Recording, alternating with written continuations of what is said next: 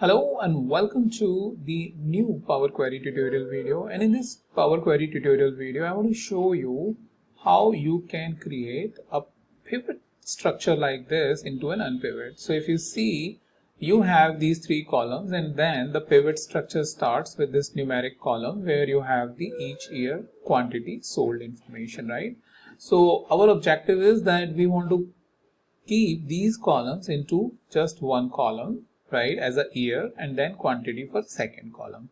And that is one of the very regular scenario as to how you can unpivot the pivot structure while you are bringing it into Power Query. Why it is important? Well, because with the data set that you want to bring into the Power Query for analysis should be in a long structure. So this is called wide structure. But the data set that you want in the Power Query for a better analysis in terms of picking up the right dimensions and all, you need the long data set. So that is a general rule of thumb. You can read more about it, that when long structure data is important and when the wide structure data is important. I think these are the two school of thoughts in terms of what data set you need to consider. However, as a general rule of thumb, when you are bringing the data for analysis, you need the long structure, right? That's the thing you can keep in mind. Also, it can be an interview question. So that's why I suggested that you read more about it, because it shows how well you know about the data as a format or a data as a structure, not like other type of a data structure which you have learned in engineering. Okay, so from that, let's move on to how you can unpivot. But before that, a quick information about this Google Sheet, for which the link is present in the description. What it has is all of my Power BI videos. You can come over here and search any of my video like this individual is right now doing. That way, based on whatever your learning need is, you can search from my videos. There are more than 280 videos right now, and link is present in column B. Topic category and difficulty level is also present. That way it can help you a lot supporting your Power BI learning needs, right?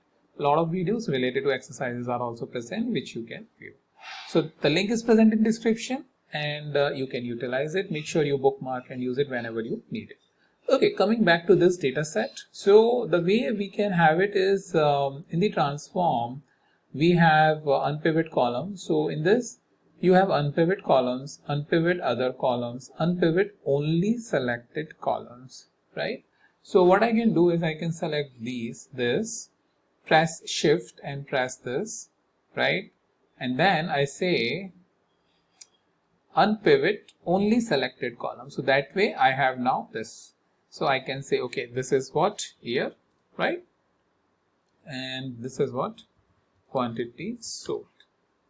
Now, there are other features, unpivot column and unpivot other columns. Well, if you have only one column, then you can simply go ahead and say unpivot columns and it will translate all but currently unselected column to attribute value pairs. However, this feature is important, these two, that you either say unpivot other columns or unpivot only selected column, because you have more control over it. So most of the time, like 99% of the time, I use only this option, unpivot only selected column, so that I have a control on those columns which I want to unpivot, right? But features are there, just because you know the complexity can arise any single time where you need to make sure that the data set you are having, you have the options available to go in any direction.